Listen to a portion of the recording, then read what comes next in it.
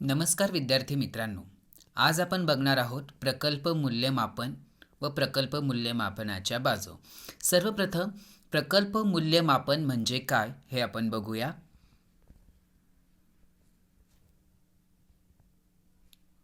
प्रकल्प मूल्यमापन ही प्रत्येक प्रकल्पाची एक आवश्यक बाब मानली जाते. प्रकल्पाच्या निर्णय प्रक्रियेतील ही एक महत्त्वाची पायरी असते. प्रकल्पात निर्माण होणाऱ्या समस्या रोजच्या असल्या तरी त्याची तीव्रता कमी करण्यासाठी प्रकल्प मूल्यमापन आवश्यक ठरते. प्रकल्प मूल्यमापनाचे काम हे बँका व वित्तीय संस्थांकडून केले जाते. प्रकल्प मूल्यमापनाला प्रकल्पाची छाननी असं सुद्धा म्हटलं जातं. सर्वसाधारणपणे बँका व वित्तीय संस्था प्रकल्पांना वित्तपुरवठा करण्यासाठी व त्यांची विश्वासार्हता तपासून बघण्यासाठी प्रकल्प मूल्यमापन करीत असतात. तर प्रकल्प मूल्यमापन म्हणजे काय? तर प्रकल्प अहवालातील माहितीच्या आधारे प्रकल्पाची सुसाध्यता तपासून पाहणे म्हणजे प्रकल्प मूल्यमापन होय.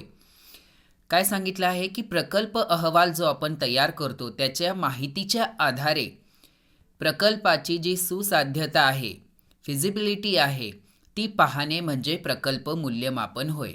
प्रकल्प मूल्यमापनातून बँका उद्योजकाने आपल्या प्रकल्पाचे भविष्यकाळाविषयी रेखाटलेले चित्र भवितव्यात असेल का याविषयी अनुमान करणे म्हणजे प्रकल्प मूल्यमापन होय. प्रकल्पाच्या अवतीभोवती असणाऱ्या वातावरणाचा विचार करून प्रकल्पाचे मूल्यमापन करावे लागते. प्रकल्पाची कोणतीच धोरणे ही कायमस्वरूपी नसतात. परिस्थितीनुरूप त्यात बदल करावे लागतात. प्रकल्पाची अडचणी आणि प्रगतीच्या संधी या सातत्याने बदलत असतात. त्यामुळे ठराविक कालावधीनंतर प्रकल्पाचे मूल्यमापन हे करावेच लागते. प्रकल्पाचे मूल्यमापन करणे हे बँका व वित्तीय संस्था यांच्यासमोरील मोठे आव्हान असते. प्रकल्प मूल्यमापनात तो प्रकल्प तांत्रिक, आर्थिक, व्यवस्थापकीय, व्यावहारिक आणि व्यावसायिकदृष्ट्या कितपत समर्थ आहे हे तपासून बघितले जाते. तर प्रकल्प मूल्यमापनामध्ये प्रकल्प कशा पद्धतीचा आहे, तांत्रिक आहे, व्यवस्थापकीय, व्यावहारिक का व्यावसायिकदृष्ट्या हे कितपत स्ट्रॉंग आहे, समर्थ आहे, हे या प्रकल्प मूल्यमापनामध्ये तपासून बघितलं जातं. आता प्रकल्प मूल्यमापनाच्या बाजू, त्या समोर आपल्याला आकृती दिसते आहे. तर प्रकल्प मूल्यमापनामध्ये पहिला जो घटक आहे तर ती आहे तांत्रिक बाजू. आता प्रकल्पाचे मूल्यमापन करताना प्रकल्पाची तांत्रिक बाजू विचारात घ्यावी लागते. आज प्रत्येक उत्पादनाचा तंत्रज्ञानाशी संबंध आहे. उत्पादित वस्तूंची गुणवत्ता सुधारण्यासाठी कोणते तंत्रज्ञान वापरावे याचा विचार करावा लागतो. औद्योगिक क्षेत्रात आज संपूर्ण गुणवत्ता व्यवस्थापनाला म्हणजेच टोटल क्वालिटी मॅनेजमेंट हे अतिशय महत्त्वाचे मानले जाते आणि त्याला महत्त्वाचं स्थान आहे. प्रकल्प जास्तीत जास्त किफायतशीर ठरण्यासाठी प्रकल्पात तांत्रिक कौशल्य अवगत असणारे कर्मचारी आणि व्यवस्थापन असावे लागते. आवश्यकतेनुसार त्यांना प्रशिक्षणाची सुविधाही निर्माण करून द्यावी लागते. तंत्रज्ञान जर सतत बाहेरून मागविले तर परावलंबित्व वाढण्याची शक्यता असते. म्हणून प्रत्येक प्रकल्पाने आपले स्वतःचे तंत्रज्ञान विकसित केले पाहिजे. तर प्रकल्पासाठी जे काही तंत्रज्ञान आहे, तांत्रिक बाजू आहे, ती तर अवगत असायलाच पाहिजे. त्याचं कौशल्य कर्मचाऱ्यांमध्ये व व्यवस्थापनामध्ये असायला पाहिजे. आणि प्रकल्पाचं जे काही तंत्रज्ञान आहे, जे आपण प्रकल्प उभारण्यासाठी प्रकल्पामध्ये तंत्रज्ञान वापरतो, ते शक्यतो आपणच विकसित करायला हवं, जेणेकरून आपल्याला दुसऱ्यावर अवलंबून राहता येणार नाही.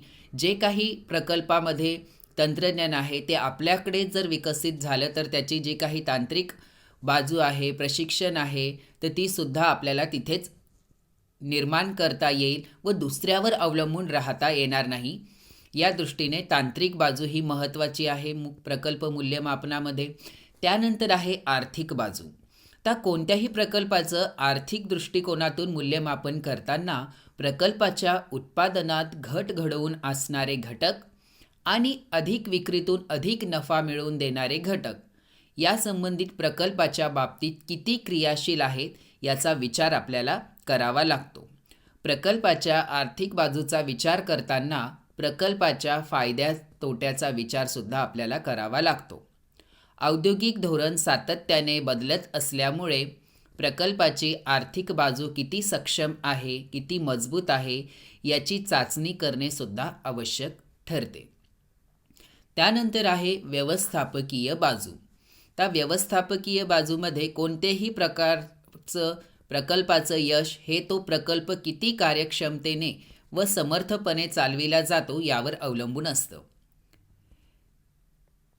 दुर्लक्षित गलथान व्यवस्थापनामुळे प्रकल्प अहवाल चांगला असणारा प्रकल्प प्रत्यक्षात अयशस्वी होऊ शकतो. जर ढिसाळ कारभार असेल, व्यवस्थापन जर ढिसाळ असेल तर प्रकल्प अहवाल चांगला असणारा सुद्धा प्रकल्प प्रत्यक्षात अयशस्वीच होतो. तर एखादा कमकुवत प्रकल्प व्यवस्थापनामुळे यशस्वी सुद्धा होऊ शकतो. म्हणून प्रकल्पाला कर्ज पुरवठा करण्याअगोदर बँकांना प्रकल्पाच्या व्यवस्थापकीय बाजूची खात्री करून घ्यावी लागते. प्रकल्पाच्या व्यवस्थापकीय बाजूंचा विचार करताना प्रकल्पाचा वाढत जाणारा व्याप आणि प्रकल्पात निर्माण होणाऱ्या समस्या यांचा सातत्याने विचार करावा लागतो.